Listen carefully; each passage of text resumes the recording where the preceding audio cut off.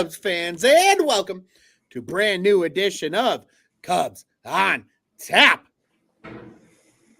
I am Ron Luce. I am joined by only two of my four fellow co-hosts. Unfortunately, we had some emergencies for Juice and Joey. Everything's okay, but they ended up having some things to take care of. The weather has really, pardon my French, but fucked shit up for a lot of people today in the Chicagoland area. But it's CubsCon week. I am Ron Luce, joined by Tyler Edmonds and Mr. Nick Hudson. Gentlemen, we got a signing. We got CubsCon to talk about. It's going to be a hell of a show, but before we get to all things baseball, how are you boys doing on this fine Tuesday evening? Man, I'm good, man. Like you said, it is CubsCon week. I was a little nervous at the beginning of the week because we have not shown that the Cubs front office has not shown signs of life at all for the past 2 months. And then it's almost like they knew we were having a show tonight. And Jed was like, "Hey, let me make a sign real quick for the on tap boys." So hey, thanks, Jed. We have life, we have movement. I'm good, man. I'm good. I can't wait for the weekend. Likewise. Nick, how are you doing, buddy? I'm doing well, man. It's been, like you guys said, very quiet. We haven't lost faith, though. We have stayed positive. As Juice was saying, a lot of fans flip-flop, but we've stayed positive. We've kept the good vibes going, and we were rewarded tonight with a signing. So I'm looking forward to talking about CubsCon. It's going to be a fun weekend. It is indeed going to be a fun weekend. We got a lot of things to talk about here, and we're going to get to all of them here in a second. But I have something to share from our friend, Mr. Juice on Tap here. He wasn't able to join us tonight. He said, light up all the non-believers for him. He says he loves that flip-flop Cubs Twitter today. He says now everybody's going to sing their praises when we have been singing it all along. So, Juice, this one's for you. We're going to light them up because just like we say to fuck the Cardinals, fuck the non-believers.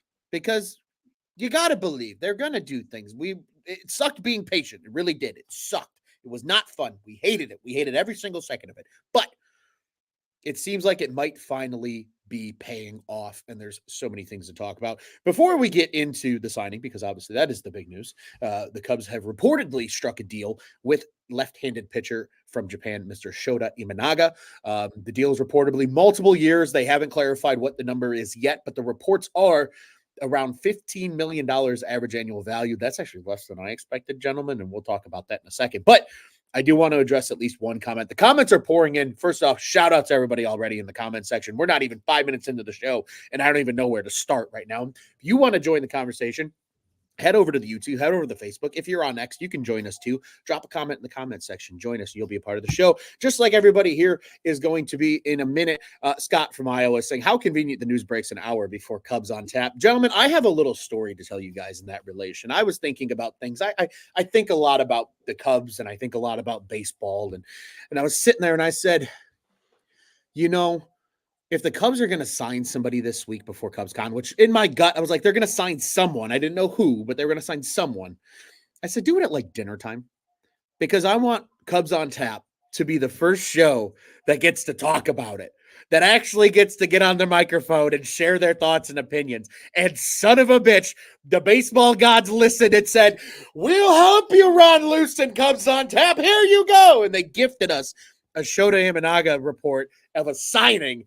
Literally, as Scott says, just an hour before our show. How awesome is that? Everybody joining the comment section here. Jeremiah saying, we freaking fracking did something. How great is that? He says to pop the champagne. Also notes $15 million being a steal. The buds for Juice, as Darren said a bit earlier. Bernie's all happy with plenty of emoticons here in the chat. They say patience is a virtue. Oh, that it is. And as Brandon says here, not enough, better be more. And I think that is an agreeable thought here. But like Scott says, the weather trapped Jed in his office. That's how he got something done. He couldn't go outside and enjoy what had been a mild winter, at least to this point, in the Chicagoland area. Gentlemen, enough of me. I've talked way too much in these last 5 minutes. Let's get to the fun. Shota Imanaga, Chicago Cub. Potentially, as long as the physical goes all fine and dandy. Tyler, your thoughts on the addition? You said it right there at the end. Fingers crossed. We don't want to not to throw shade at the Mets or the Giants or whoever. We don't want a Carlos Correa situation. But hey, Who needs Shohei when you've got Shota, right? I like it. It almost like everybody's been saying in the comments, like Nick, you've said, and Luce, you said as well. It almost feels like a steal. I know we were talking before the show started. Obviously, there's the posting fee that's going to be included in all that and everything. But yeah, like Nick, me and you were talking about Jordan Montgomery. I was thinking before this show, Ron, you gave us the notes for this show, and one of those was how we were linked to how the Cubs were linked to Imanaga. And my first thought was like, the guy sounds very similar to a Jordan Montgomery. And the more I got to thinking about it, the more I looked at his stats. It's like, if he can post, which in his last, I've got it right here, in his career in the NPA, the Nippon Professional Baseball League, posted just over a 3 ERA, and in his last 2 seasons, what do we got here? 174 strikeouts and 148 innings. Guy has a mid-90s fastball, a splitter, a curveball, a slider. Sounds pretty filthy. He's going to be just 30 years old. So in my mind, he's basically in the middle of his prime right now as far as pitching goes. At $15 million, that's not a bad offer. And if he's anything as advertised, and if he's anything like Jordan Montgomery, it sounds like this is going to be a cheaper option than a Jordan Montgomery. So yeah, I like it. If all goes well, as knock on wood, like we said, if the physical goes well and everything like that, I like it. Not a bad deal at all. We'll hashtag crack him to the idea of the Cubs making a signing. Nick, your thoughts on the Imanaga edition? Yeah, I agree with Tyler 100%. It does feel almost like a steal, especially if you watch the WBC and you watch this guy. I mean, he has some nasty stuff. And we were looking for guys with swing and miss stuff, and he's got that. He's a lefty that probably going to be number 2 in the rotation right there. And, he's going to play very well. And I have heard people say, fly ball, it could be bad, Wrigley Field.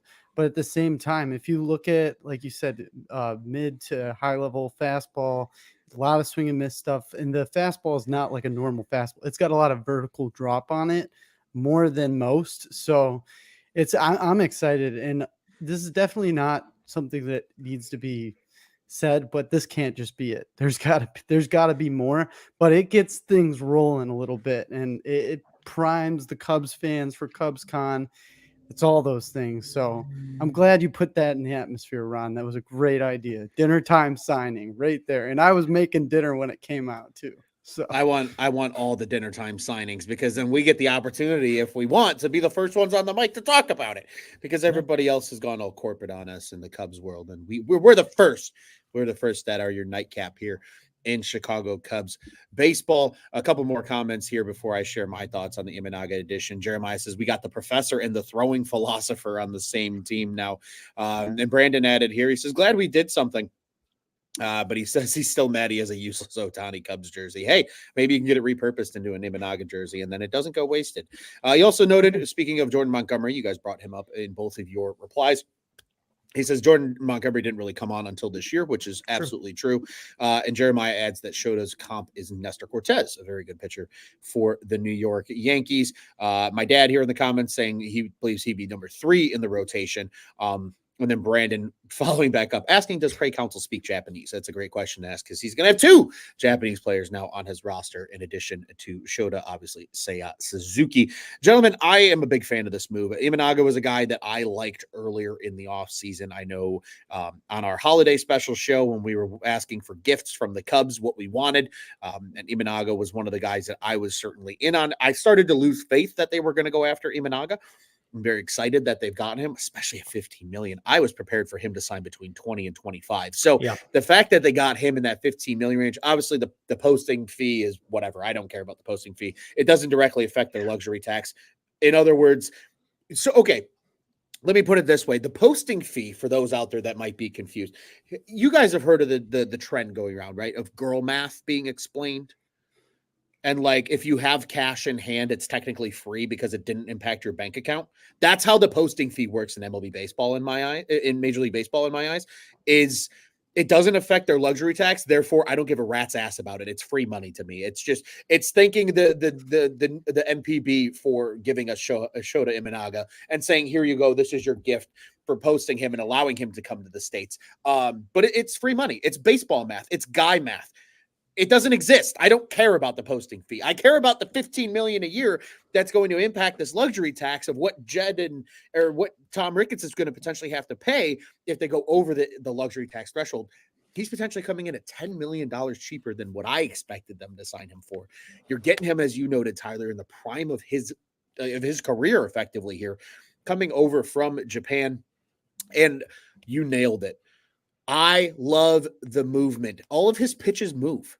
He's Justin Steele with more pitches, right? Everything moves. There's nothing. He doesn't throw a traditional four-seam fastball. It has run on it. It's going to confuse guys. And you don't think the Cubs are going to work with this guy in spring training to get potentially more run on some of these pitches that are going to potentially help that fly ball rate come down a little bit? And as long as he can keep the ball on the ground, he's got the Gold Glove defense behind him already, and Nico Horner and Dansby Swanson, and hopefully in addition that they make at first base to man that spot. I love the signing. I think the price tag is even better. I think that only amplifies my excitement for the signing. And I'm holding out hope that maybe after he takes his physical in Chicago on Wednesday, he sticks around and he comes and says hi at CubsCon, at least on Friday. Like, I get it if he wants to go home on Saturday, but come say hi, come meet some of your teammates that you're going to have this coming season and for a couple of seasons, right? Come meet them, come see what's up. It would be certainly a cool thing to see. But gentlemen, we said we don't want the Cubs to be done. My dad's asking the baseball gods to get Bellinger and Hoskins to the Cubs. The Cubs reportedly offered 4 quote-unquote significant offers, according to Jim Bowden, who is a former general manager, now turned Major League Baseball analyst. He was on, help me here, boys. Core 4, the name of the show? It was Foul Territory. Foul Territory. Thank you. I'm bad with names. That's my apologies. I get that from my father. I apologize. But Bellinger, Matt Chapman, Jordan Montgomery, and Rhys Hoskins were the 4 reported names that the Cubs offered significant. And I'm going to say significant in air quotes, gentlemen, because just because it's significant to perhaps the Cubs or perhaps whoever's reporting, it might not be significant to these players who most of them, I believe, are represented by Scott Boras. So I want your guys' takes. Nick's going to give you the floor here first. What are your thoughts on what a quote unquote significant offer was for maybe some of these guys? Yeah, it's funny. Scott Boras and the Cubs and Jeds mentality don't really mix, but it's almost like a necessary evil in which you have to play the game. So when I heard significant, I kind of, I thought, well, it's going to be a little bit over what the Cubs kind of want to do, but at the same time, they're going to be flirting with the line of intelligent spending. I straight out did not do any Chapman, nothing for Chapman, because just personally, I just don't want to see it. So I'm like, I'm not even going to put that in the atmosphere. But Bellinger, I thought, somewhere around, 175 for 5 years, somewhere there. He's going to want more. You're going to need to do more. But if you're talking about Cubs offers, this is the line that you're going to have to flirt with the Boras and also Jed Hoyer intelligent spending. Something I thought that would be nice is getting Hoskins like on a 2-year, $28 million, somewhere around there type of deal. Because I think you need to fill in that hole for sure. But I think, like Tyler said, and I think it's true, Montgomery is probably off the board now at this point. That was probably the big starting pitching signing. So I don't really see that coming to fruition. Would have been nice to have him, but I'm totally okay with Imamaga. See, I can't pronounce his name, but I'm gonna call him Shota. I refer to him as Shota when I don't want to stumble over his name either. So it's all good. Shota. Tyler, do you agree with Nick's thoughts? So when I hear the word significant, kind of like you guys, or kind of like Nick, I don't get as excited as it almost sounds like it's just like they're trying to catch my attention, as they're trying to catch the reader's attention. Oh, they made a significant offer, when now it's like, so like we talked last episode, the days of teams and the Yankees were, as we know, so popular for doing this back in the day, when they would just throw the highest amount of money to guys and bam, I'm signing with the Yankees. It's not like that anymore. You can say significant, the word significant, substantial, all that stuff. To me, it's just okay. They threw a large amount of money to these players. Uh, with the Shota signing, I think Montgomery's off the board. In fact, I think Montgomery. I've read reports that he wants to go back to Texas, which I don't blame him. They just won the World Series. And then between Chapman, Hoskins, and Bellinger, obviously we know it's going to cost a boatload of money because they're all Boris. They're all Boris agents or they're Boris guys. Chapman, I feel like with Chapman's down to the Cubs, the Giants, and Toronto.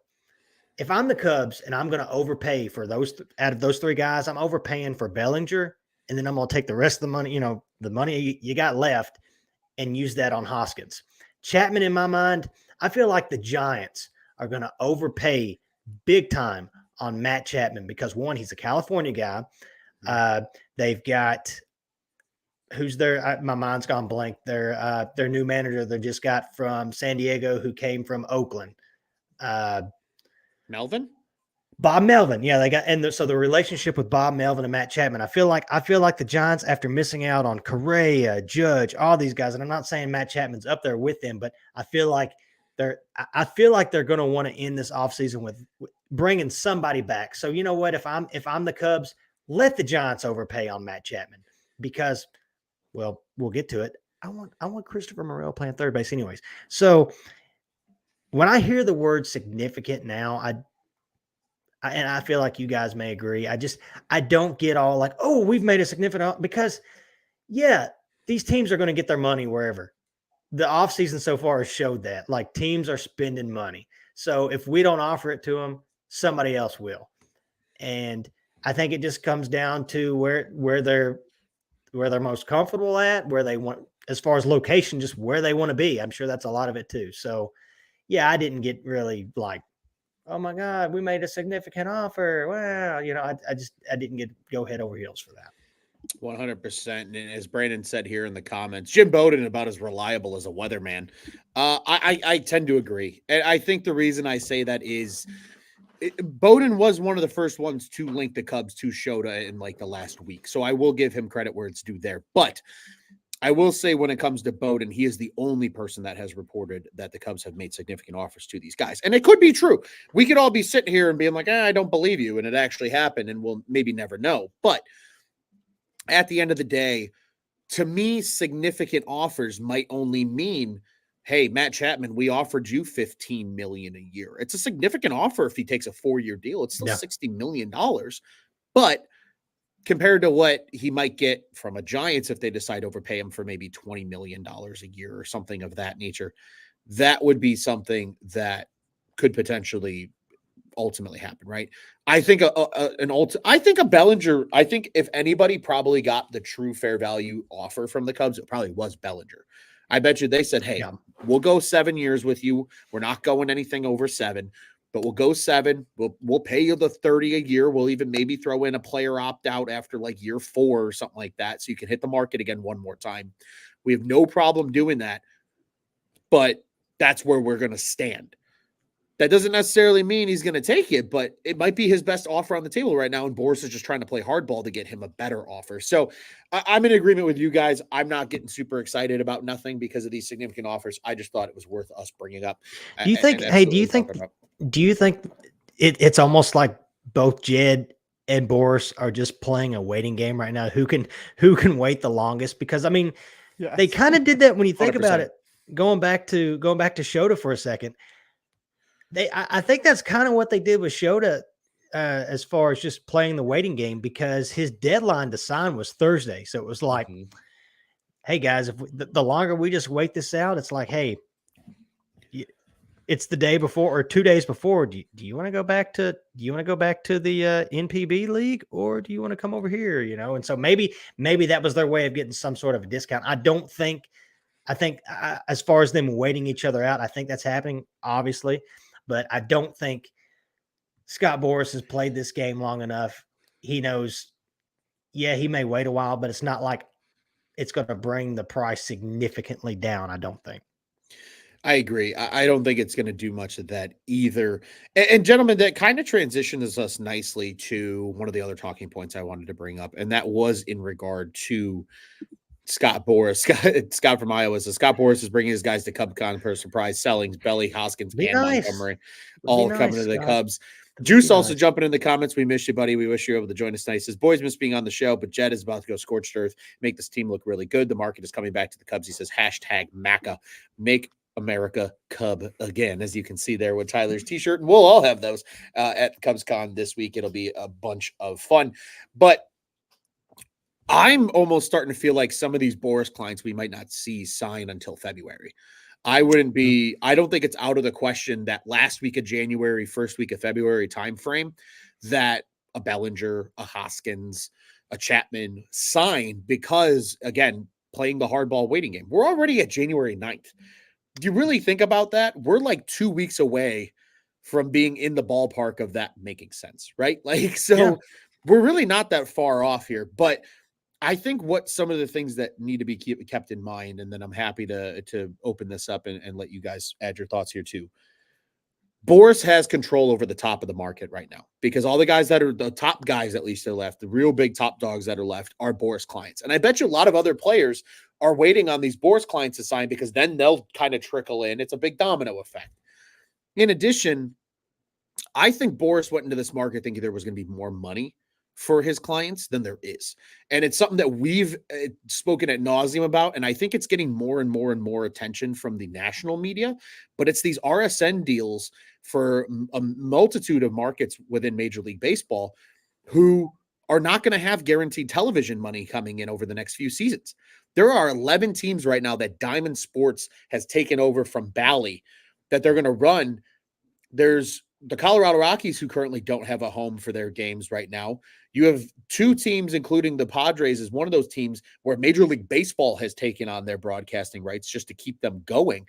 The RSN deals are fully falling apart for most teams, which now makes Marquee Sports Network look really fucking smart. And all the investments that the Cubs made around Wrigley look really fucking smart, which is, again, something Juice and I remember at the very beginning of the offseason sat here and pounded the table about, because this is where it's going to come. Like, there are probably only going to be, at least for the next few seasons until things get worked out, 5, 6, maybe 7 major teams that can kind of sit back and go, yeah, we're going to have consistent television money coming in, right? You got the Mets, you got the Yankees, you got maybe a little bit of the Boston Red Sox. They act really weird, kind of like a low-level market sometimes. But you got the Dodgers. You've got Seattle owns their own television network now, but they've even said they're cutting costs because they're not sure with it. So then it's the Cubs and then the Blue Jays because they have TSN in their back pocket. That's about it. And the Braves, because the Braves are the Braves, and God forbid that Diamond doesn't pick them up because they're part of the Bally group. They can go back waddling back to TNT and Turner Sports and go, come on, let's make this happen again. And Turner will go, okay, yeah, you guys are good, no problem. But that's I think the crazy thing at hand here is just people need to remember that, like, Boris is kind of holding up this market. And Brandon says Boris is a bore ass. I get money, but he is greasy and greedy, and that's 100% the case. It makes you think. It makes you think about it because one of his big clients in Juan Soto just saw it. Saw, was just part of it. So it makes you wonder if maybe he's waiting to see if certain teams are going to make more TV deals, maybe to possibly open up players' options as far as going somewhere, and maybe just to see if there's going to be any more money on the table that they can get. 100%. Nick, any thoughts on the RSNs and guys waiting until February to sign? Yeah, I think that's a great point. I mean, I think guys are going to wait till February for sure. And I agree with Brandon 100%. Boris is a bore ass for sure. I mean, he makes things very awful, but it's a job, it's a career, whatever. But at the end of the day, like, guys are going to wait. They're going to play that game. Who's going to blink first? And as the years go on, it gets more and more competitive and more greedy, as he said. So, but Ron, that's a great point. And one that I actually did not think of is that the money might not be there for them. So just a great point there. Yeah, it's going to be, for people that enjoy the business side of sports that get into that stuff. I'm a big nerd for it. And truly, I think there's a lot of people out there that do enjoy it. This is going to be a fascinating case study to watch in Major League Baseball over the next year or so, because there are really, if you kind of boil it down, between Seattle taking full ownership over Root Sports, with the two markets that Major League Baseball has taken on, then you have the other 11 markets that Diamond has picked up. You have the Rockies, who don't have a home. You do the quick math on that right now, it is legitimate. And who knows how much longer NBC Sports or Fox Sports or any of these places stay in the RSN game. There are really, like, 2/3 of Major League Baseball could be in big trouble when it comes to television money. And that's a huge resource for a lot of these teams when it comes to spending money on players. So it's going to be a fascinating case study to keep an eye on. But I really do think there's an outside chance we don't see some of these big dog free agents sign until somewhere around, end of January, beginning of February at this point, with everything coming up. Couple more comments here. Juice says someone needs to show Boris a Spotrac and tell him that programs now calculate current player values. Yeah, that's 100% true. There are numbers out there. Everybody's got their own numbers for certain players. Brandon adds, he says, Boras is good at it, but he ruins the game. I definitely agree with that. It does 100%. tend to feel that way. Scott says Cubs could really use another starter on a one-year prove-it deal. He says he kind of likes Trevor Bauer, which, for whatever it's worth, Jim Bowden, which, again, we said he's like a weatherman, but he, on Foul Territory, said that Bauer's major league career is over, was his exact words. I heard that, and I also forgot, because we talked about it last episode. He's also, there's 2 more cases on him. Even if he is innocent, there's 2 more like cases that he has to go through, and I don't see a team wanting to pick that up right now and go through that. So yeah, I kind of agree with Bowden. I wouldn't be surprised if we don't see him at all. Yeah, it's going to be something to keep an eye on. There's a lot to go around. Darren says Boras is the devil. If he were a superstar major league player, he'd have to consider him to rep him. Yeah, I mean, that's why so many guys go to him, because he is good and he does get his clients a lot of money. I mean, he's the best agent in the game for a reason, but unfortunately it does end up kind of taking a toll. I think more so on the fans than anybody else, because they're like, well, if this guy's just going to continue to hold out for his guys, nobody's getting signed, teams aren't getting better, and then it feels like a stalemate of sorts with some of these players. Gentlemen, we're almost 30 minutes into this thing, but it's finally time to pivot. It's CubsCon week, boys. It's here. We've been talking about it. We've been discussing it since like November. We are less than 4 days away. Hell, by the time most people might listen to this in podcast form, and even with you who are listening to us live right now, 3 days. Juice and I are meeting up Friday morning to get the content train started. We're not far away, folks. We're not far away. And it's so freaking exciting. And gentlemen, I have a list of questions that I sent you guys before the show that we're going to talk through in relation to CubsCon. But before we get to those, I just want you guys to kind of share your excitement for CubsCon this week and what kind of this weekend is in your mind with the Cubs convention coming up. Nick, go ahead. You're the first. This is you're getting your feet wet this time. That's true. That's true. You're popping your cherry. Yeah, exactly. And I'm super excited about it. Obviously, I've never been. I've always wanted to go, so I'm just over the moon excited. I mean, like, oh, I get chills just thinking about it. It's very exciting to think about. So I'm pumped, and I'm excited to get to be with all you guys together. That's gonna be awesome. I that is personally my favorite part of the whole thing, is that we have kind of made this a tradition now going forward after a successful first year, that all of us get together in town, and it's fun because we do put a lot of work in. We put a lot of content out over the course of the day, from the X account, from the Instagram accounts, from articles being published, so on and so forth. We do a ton, but at the end of the day, we get to enjoy it and kind of celebrate and take it all in as well. And it makes for a lot of fun. Jeremiah says he hopes to see us on TV again. Tyler, that's kind of a shout out to you for your question last year. On that note, if you guys that can't be on that can't make it, send us a tweet, message us, whatever, as far as questions that you want asked, and we will try to get them asked. So Yeah, that's a we'll be all over X. You'll see us on there. Shoot us a message, something as far as like, hey, what do you what do you want to ask Jed? What do you want to ask any of the pitchers or the players? Just whatever. Just shoot us a message. Yeah, and we will do our best to prompt some of those as well, maybe about 30 minutes to an hour before some of those panels begin. If they allow questions, we'll certainly try and get up there, and we'll give you as a prompt to reply to as well on the OLX app. And I do encourage everybody to watch along on Marquee. They do a great job covering it over the course of the weekend as well for those that cannot be in attendance. And I know the impending weather in the Chicagoland area could delay some people or potentially just drive people away from coming had they maybe wanted to come previously before the forecast started to come into play. Juice says, Smelly Sheridan, who's ready? Oh, we're ready, boys. We are absolutely ready. Gentlemen, let's talk through some of the good stuff here.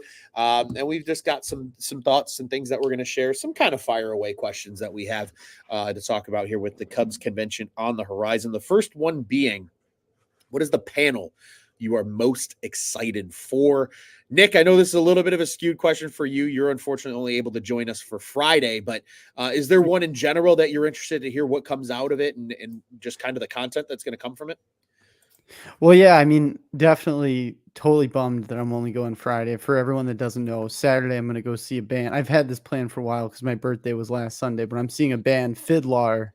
They're kind of underground, kind of not, but they're kind of underground. But seeing a band, Fiddler, at the Aragon, so I can't come Saturday. I had a day plan with the girlfriend. But I would have loved to have been there for obviously the baseball operations update with Jed Hoyer. I mean, but that's okay. For Friday, I'm looking forward to Off the Mound with Ryan Dempster because I love Ryan Dempster. He's an awesome guy. I've seen Off the Mound, and to be there live is going to be just awesome. So. Off the Mound is a fun one. He does a great job. Bernie says happy belated birthday to you, Nick. Thank you. Thank you very much. As well. And Brandon asks on that note, he says, what has Jed been doing all off season? Ping pong, cup stacking, et cetera, et cetera, et cetera. Tyler, what's the panel you're most looking forward to?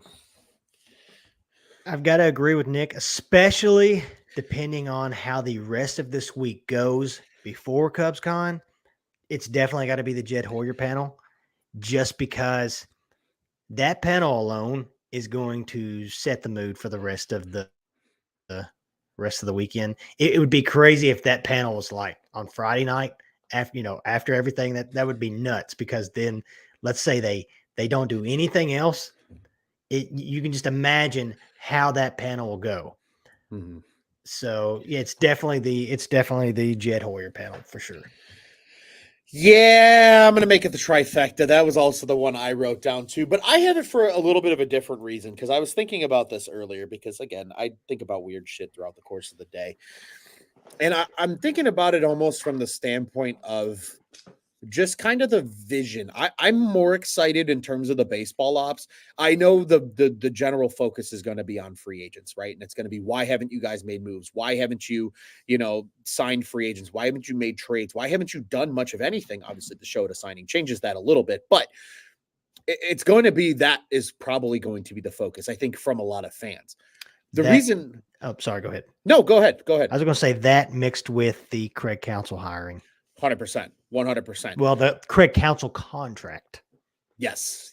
And I think that is where, my excitement for it deviates a little bit, because yes, I'm intrigued to hear the answers to all those and whatnot. But my biggest answer, kind of, I guess, question, and this is almost something I might try and get up there and ask, because it's probably going to be refreshing to Jed and Carter, that it's not going to be about free agents and shit, but it's more so of, and of course, they're not going to be able to tell us specific names, because that's just, they keep it very close to the vest. But I legitimately want to know, are there prospects in this pool that are further along than MLB Pipeline, which is a fan resource for all of us who are obviously not in these front offices?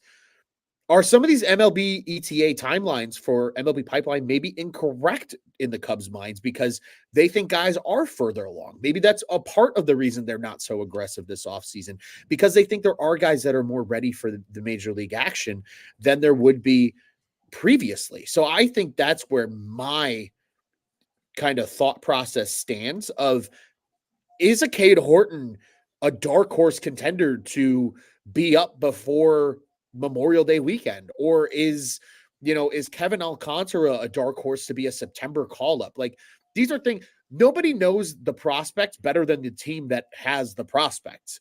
So I think hearing from them on that side of it is really where kind of my brain goes when it comes to all of that. Jeremiah has announced the Bellinger to stage during the Hoyer panel. That would be something crazy. Tom, Mr. Cheap here says, with the laughing emojis in the comments, possibly as a response to that. And then Darren said, digging at Nick, music and the Cubs, life's top priorities. And my dad says, girlfriend over CubsCon. That's love. So good job for you, Nick. I feel like, Ron, your second question will be, you'll have Juice's plans. You'll have the book. And you're going to propose your Cleveland trade with him while you're up there. You're going to pull out the sheet and just explain the whole thing to him. We'll have I'll be with you and I'll pull out one of those little stands to hold your graph and the little tripods like that. Yeah. And I'll be right there with you. Just I can do the pointing for you while you explain and just I'm gonna walk up there with a pair of nerd glasses. These obviously aren't those, but I'm gonna walk up and be like, "All right, Jed, I gotta talk to you really quick. I have a trade in mind. We gotta go talk to Carter's old boys in Cleveland. We need to go get Shane Bieber. We need to go get Josh Naylor, and we need to get Emmanuel Clase. It solves all your problems. Yes, you're gonna have to give a little bit of prospect capital up, but here's why it makes sense." And then just full spreadsheet presentation of why they should make that trade. That would be you'll be naming off the players they need to trade. And several of them will just be standing on the stage right behind you. We need it. It's okay to treat Pete Crow Armstrong and PCH just what the fuck, man. Yeah, that would be that would be legit comedy. Darren says he's thinking that Shaw is coming by 2025 at the latest, locking up third base for a decade. Shaw's an interesting one. I think we're going to see Shaw this year. I really do. I think it's going to be interesting. Jeremiah says Ron should dye his beard red, white, and blue. Jeremiah, you've made me do enough shit as it is. I'm not doing that too. I don't have red, white, and blue dye, and I'm not going to be able to do that in time probably for the CubsCon. My dad says he wants video, and Bernie is enjoying the laughs. Gentlemen, let's move on here while we're on the subject. The panel that we're least excited about, and I think this one's going to be interesting because I think we're all going to have different answers for different reasons, but I'm really intrigued to see where you guys go with this one. Tyler, happy to turn it over to you first here. Unless you guys want me to be the first negative Nelly, I'm happy to take it myself. Go for it, Ron. Go for it. Let's hear it. I am least excited about the Sweet 16 squad. And here is what is that yours, Tyler? Yeah. Yeah. But you share go ahead. No, tell me, because I think we're on the same page here. I don't mean this for a few reasons. I don't mean this in a bad way. I'm kind of just tired of hearing about it for a little, let's win another one. But also, and we talked about it pre-show, and this may be part of your reasoning. I had a feeling, I had this thought when I was driving the other day. I hope that this is not a blanket for Jed and the rest of the front office to hide behind as far as, hey, we made our move signing Imanaga. Mm-hmm. That's the only move they're going to make. That's the only move we're making, guys. And so to avoid the boo, let's bring back the 2016 panel here and have all these guys talk, and let's get everybody just, in a good mood, talking about the good old days and blah, blah, blah.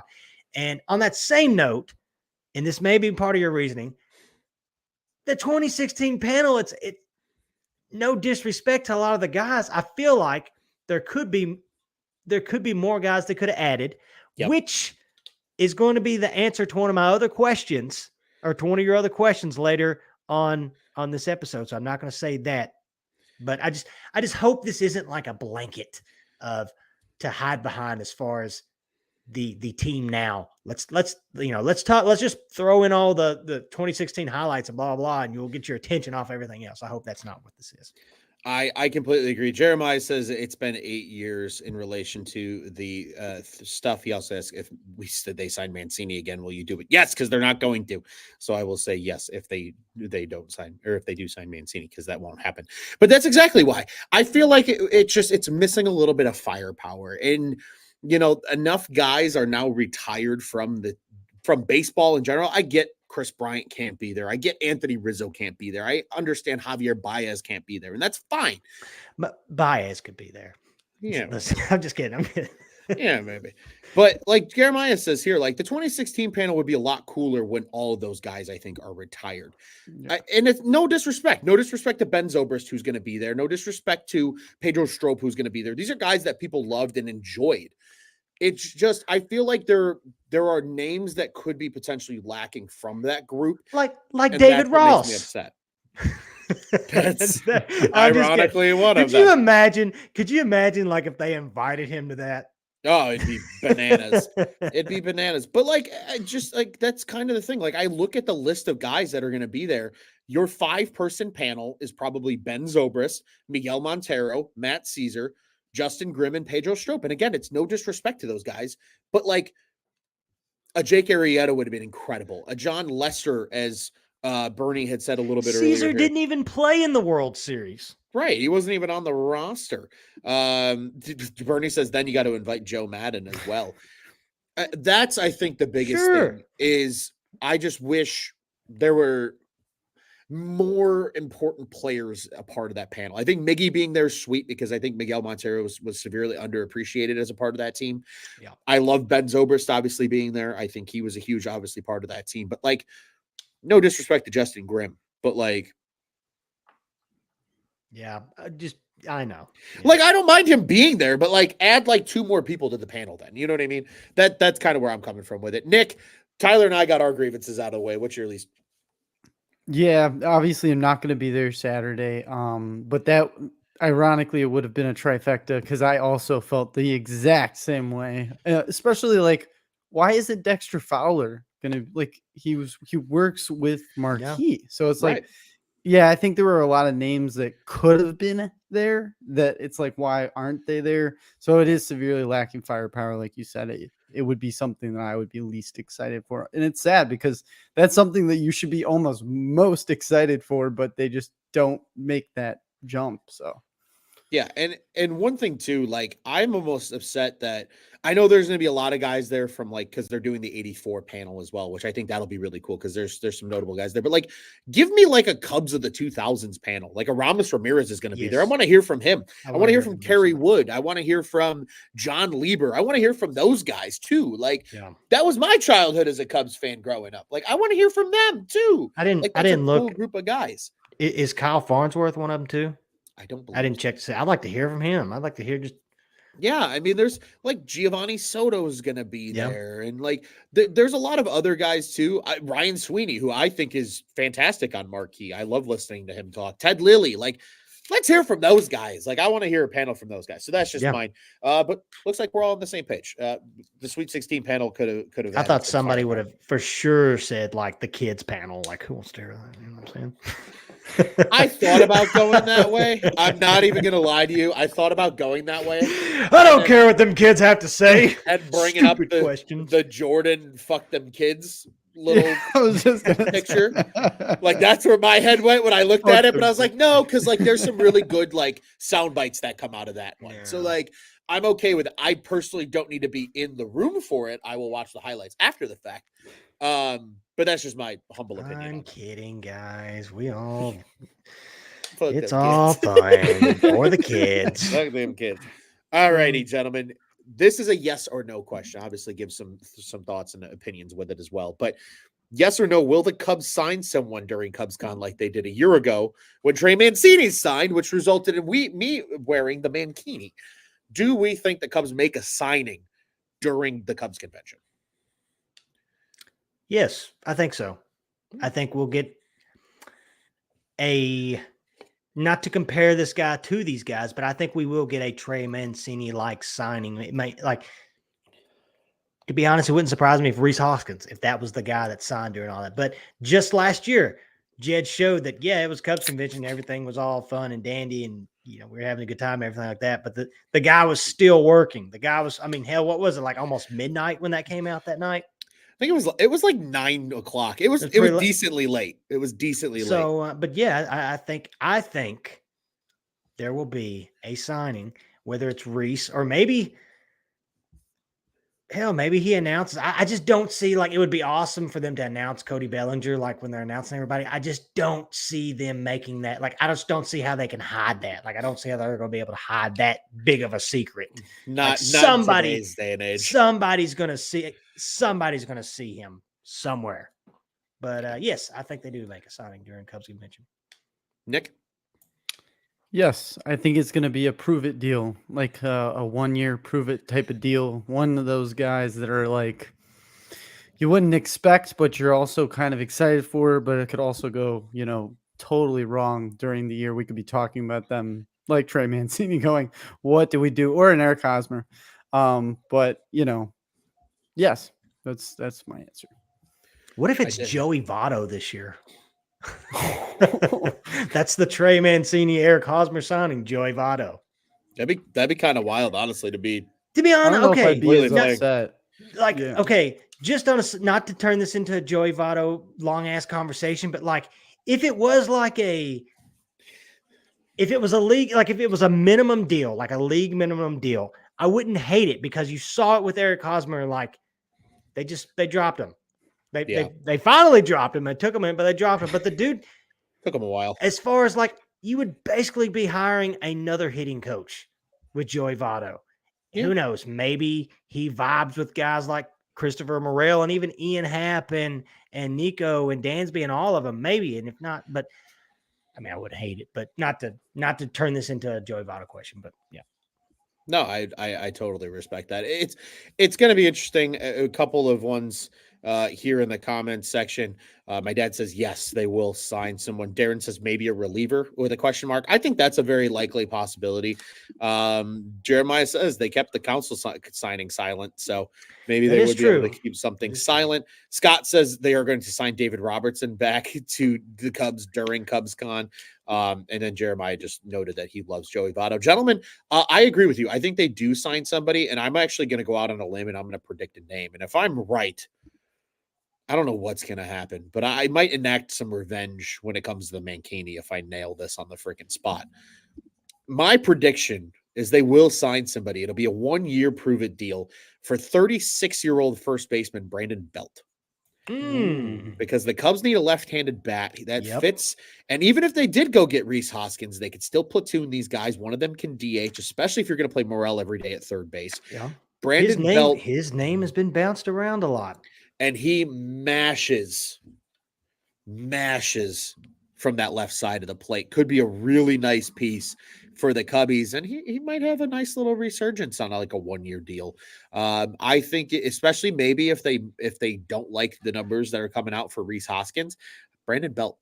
That's my guess. I'm gonna sit here and predict it. So when we're enjoying ourselves at the Sheridan Bar on Saturday night and the Brandon Belt signing gets announced, I'm gonna lose my shit. I just hope you understand that.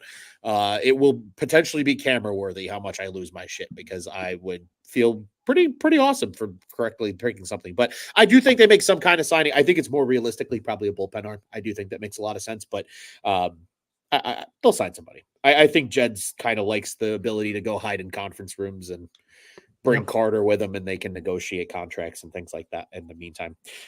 Gentlemen, what is one thing you would like to learn at CubsCon this year about the Cubs, about a player, anything in mind? What is one thing you would like to learn?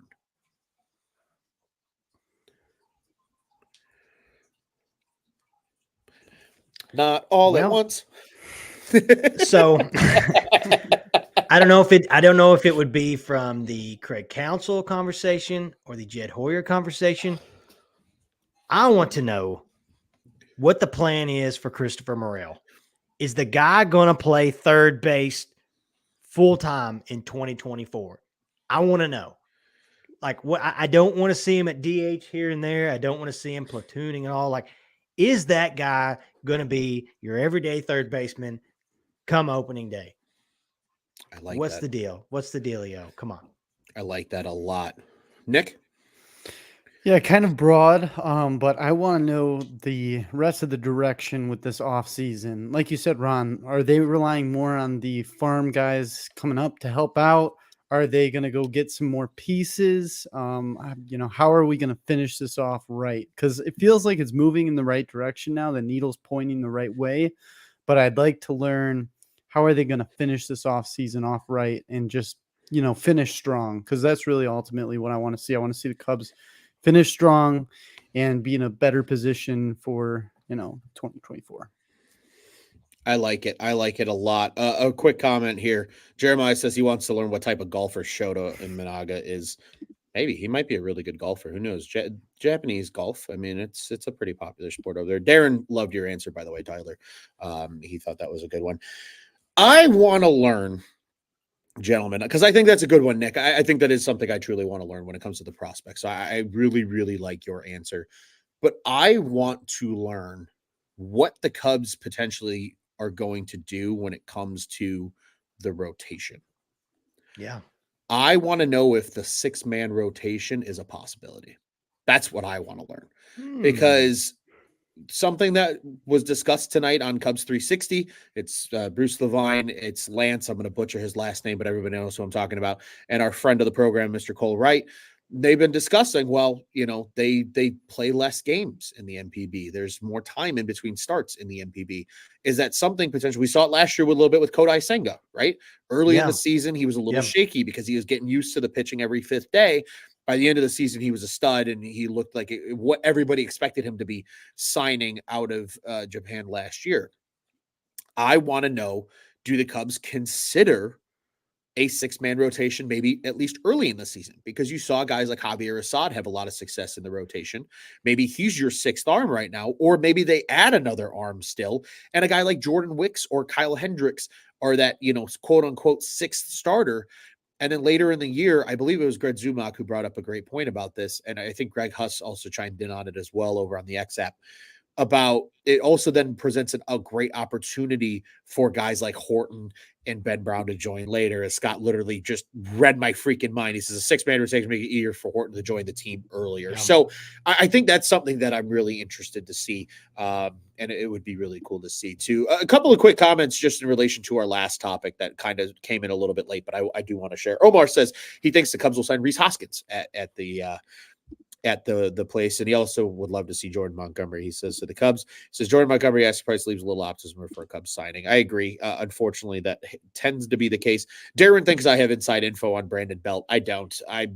Folks, if I had inside sources, I'd let you know. I promise you I do not. And Scott says, I hate to break your hearts, but Anthony K signed to a Japanese team. So just in case you guys were really hoping for him to come back this year. Damn it. So I originally had this comment. I had this question built in here, this next one, gentlemen, before the Shota signing, admittedly. And it was, does CubsCon feel a little less exciting this year? Because by this time last year, Jameson Taillon was already a Cub. Cody Bellinger was already a Cub. Dansby Swanson was already a Cub. It was a very active offseason for the team. Now, Marcus Stroman. Yes, Marcus Stroman was already here, moving into his 2nd year. Justin Steele, we knew was coming into his. There was a lot of hype around that 2023 Cubs team going into the year. We all shared that same excitement going into it. Do you guys believe it's a little less exciting this year because right now, as it stands, the only thing they've done is sign Shota Imanaga? Or are you just as excited still about CubsCon because maybe this is the precursor to what's to come the rest of the offseason before pitchers and catchers report in February? Go ahead, Nick. I'm sorry. Sure. No problem. No, I mean, it's something you could look at either glass half full or glass half empty. I'm going to look at it glass half full. I'm excited. I don't think it's less exciting because of what is to come. I think there's been obviously a lot of murmurs and different, Cubs have been tied to different guys. So I feel like there are going to be some good things that come out of this. And then from my point of view, I mean, I'm just super excited because it's my first one. So it's nothing can make this less exciting at all. But yeah, the Shota signing definitely helps because I was a little nervous going into it with like absolutely nothing done. So that's totally fair. Tyler? I'm excited maybe I'm not as excited as last year, but I'm excited to see as of today, I'm excited to see the live reaction of the rest of the Cubs fan base right now. I will say this, I'm not as convinced. Right. I'm not as convinced this year as I was last year heading into Cubs convention. Now, granted, that can change in the next 3 days.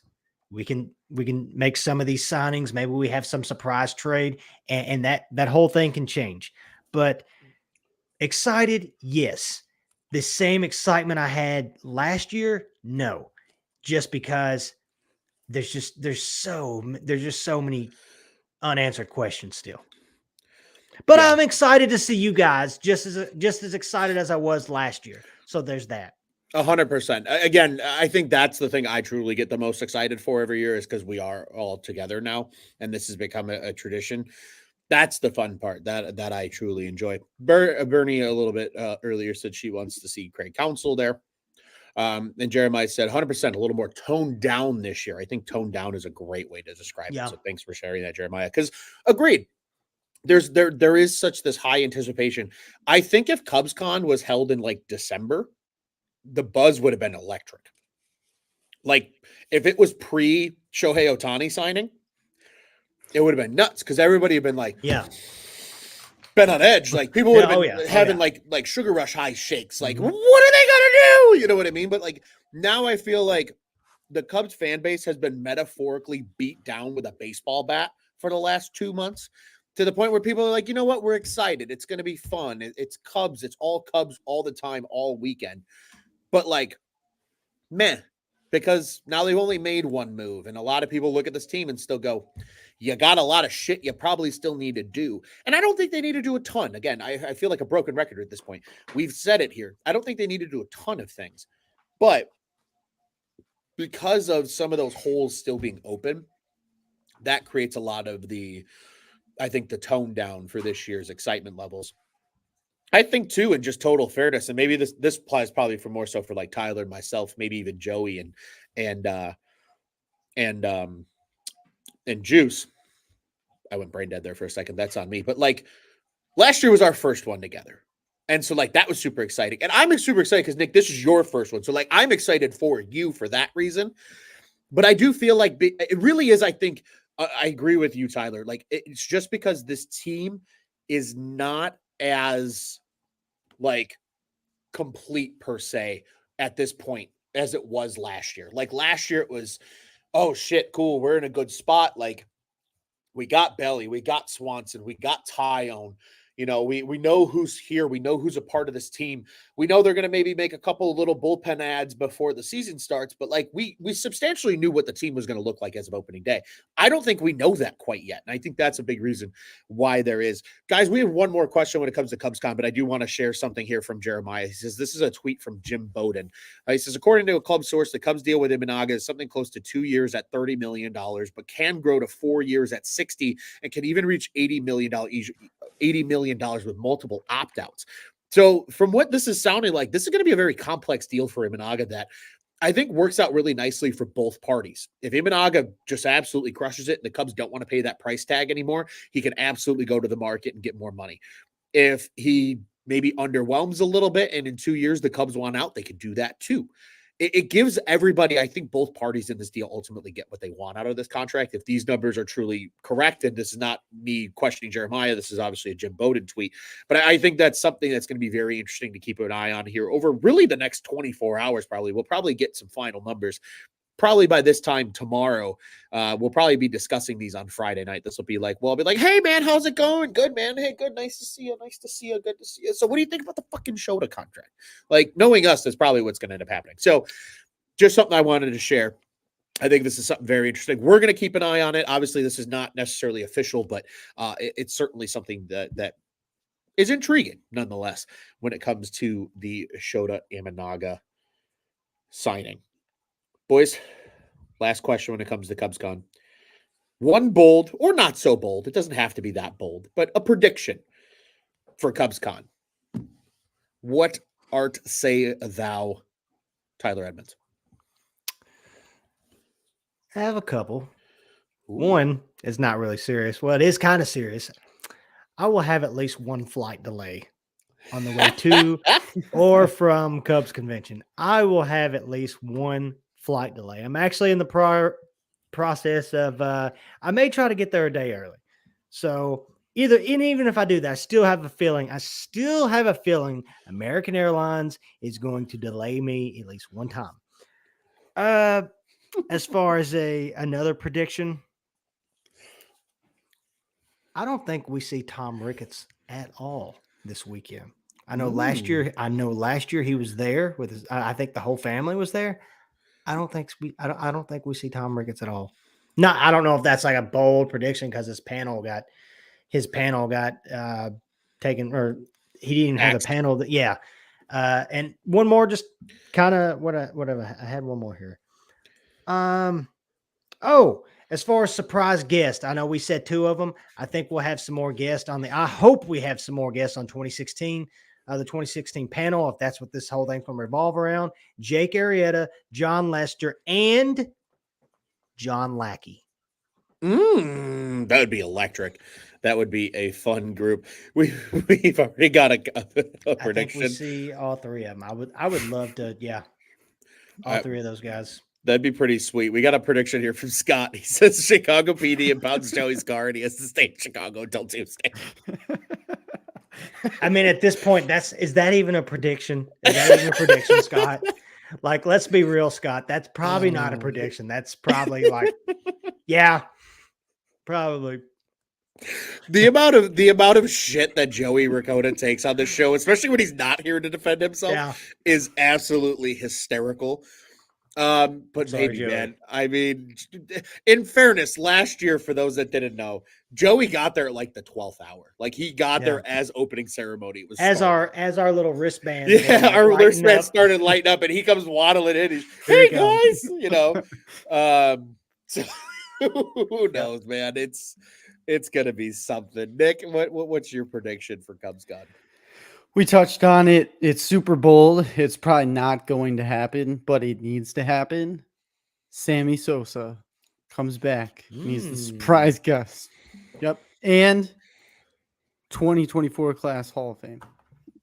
It just has to happen. I don't see why it shouldn't. It needs to happen. I mean, do they announce a Hall of Fame class every single Cubs convention? So let's just say hypothetically. Well, they do now, because mind you, the Cubs Hall of Fame technically only started in 2022. Okay, Nick, I love that prediction. I want it to happen. I don't think it's going to happen, but let's just say real quick, if it's not Sammy Sosa, who do you guys see making the Hall of Fame this year?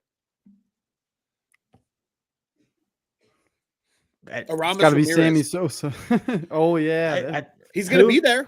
Aramis Ramirez. Yeah. Oh, that would be a good one. Yeah, that'd be the one. Where's Derek Lee? Like, I need these guys. I know. In the Cubs Hall of Derek Fame. Lee and Aramis Ramirez would be my absolute dream. That would be awesome. Just my dream. Like Derek Lee and Aramis Ramirez were Chris Bryant and Anthony Rizzo before Chris Bryant and Anthony Rizzo. Oh yeah, 100%. Totally. Yep.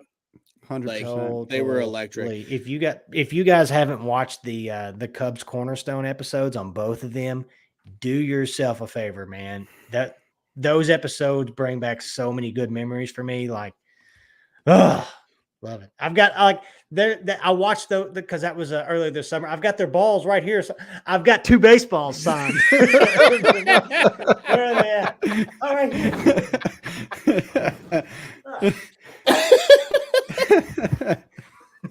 Look, I have their balls right here.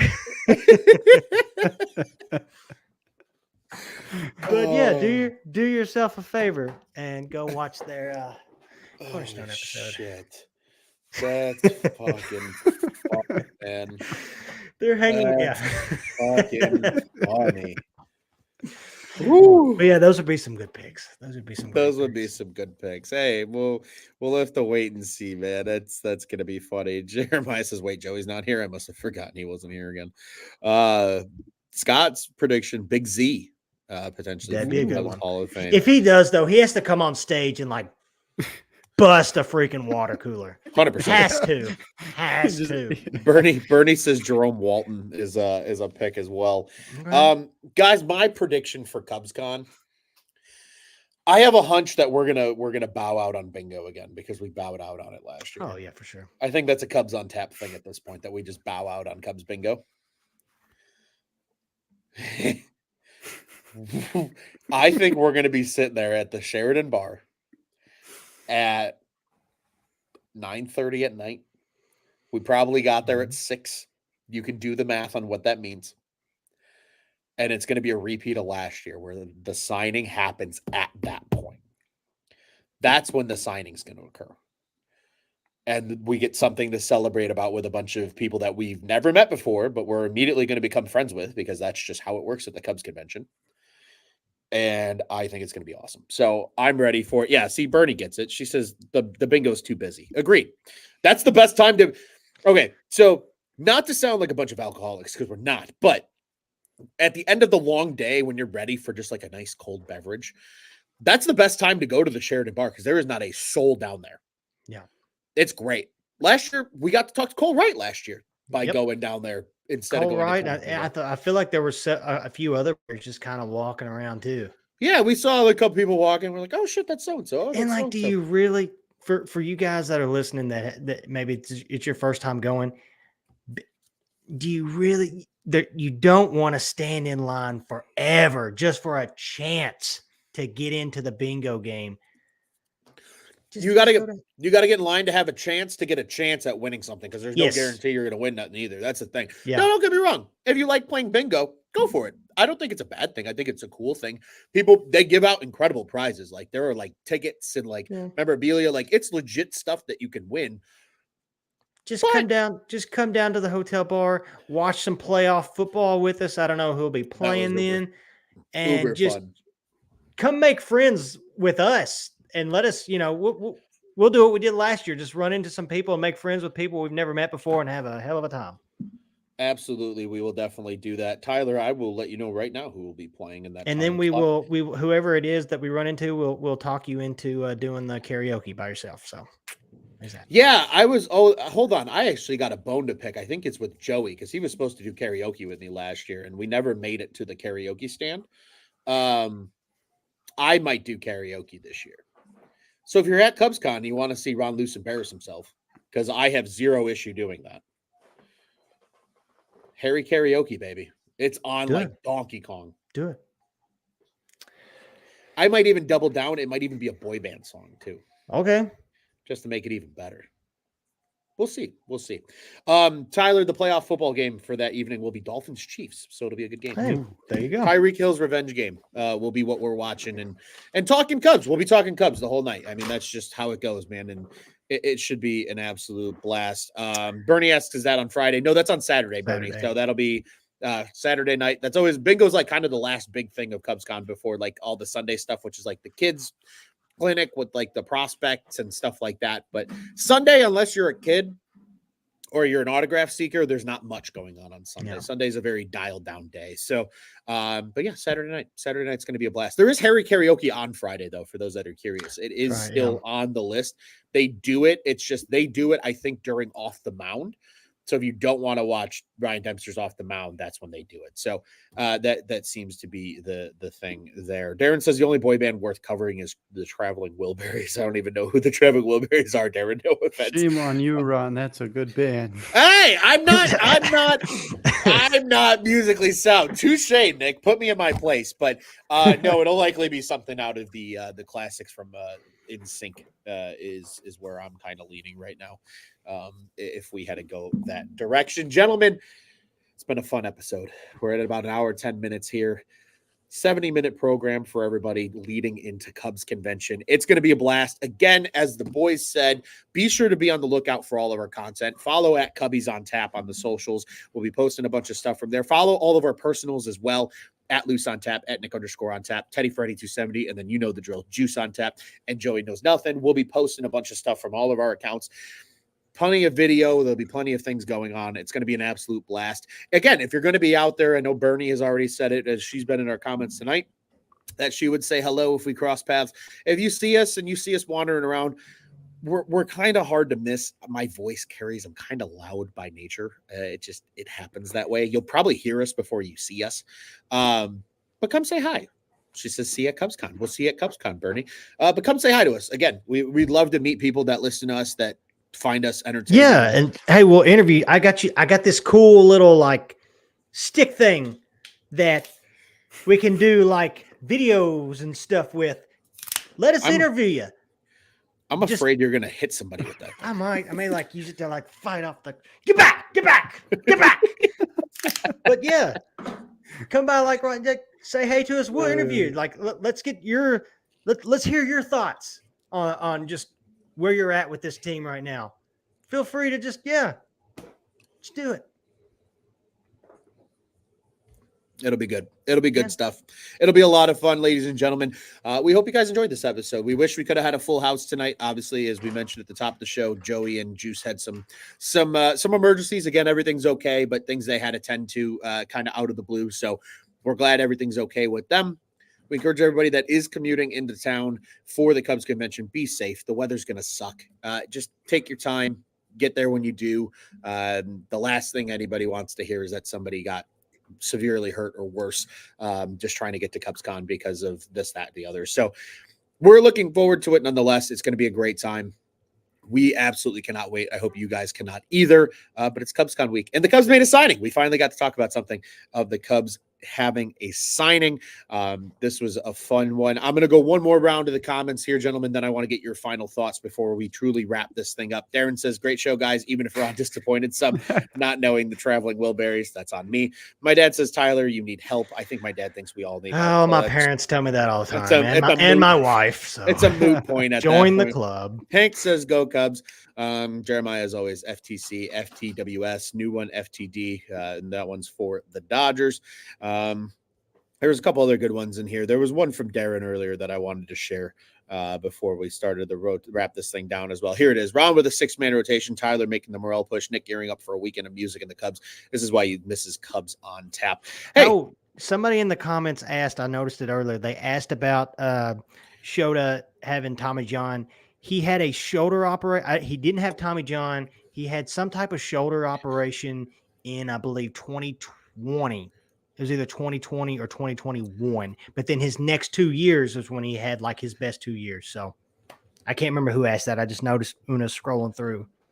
Yeah. I don't remember who though. Good call out. No, absolutely good call out. Omar says he hates Tom Ricketts being cheap too. Hopefully he's not cheap the rest of the offseason. They spend some money the rest of the way. Gentlemen, I want to open up to you guys for quick final thoughts before we wrap this thing up. Nick, what are your final thoughts, man? Final thoughts. I'm excited for a fun weekend. I'm just looking forward to seeing all you guys there. It's going to be an awesome time. I'm just super excited. And I'm looking forward to see what more the Cubs are going to do, because I really think more is coming, even if it's before CubsCon and then a little bit during CubsCon, a little bit after CubsCon. Give me a sandwich. Give me it all. I like it. I like it a lot. I like that. It sounds like a damn good sandwich. I can't wait for this weekend. I cannot freaking wait. Like, I've got the cigars ready. I've got them already packed up in my bag. I just got done watching it was before the show, MLB Network's top 10 right now. They did starting pitchers. Once again, everybody is looking past our guy, Justin Balls of Steel. That's okay. He's going to prove everybody wrong again this year. And on that same note, congratulations, Mr. Steele, tying the knot this weekend.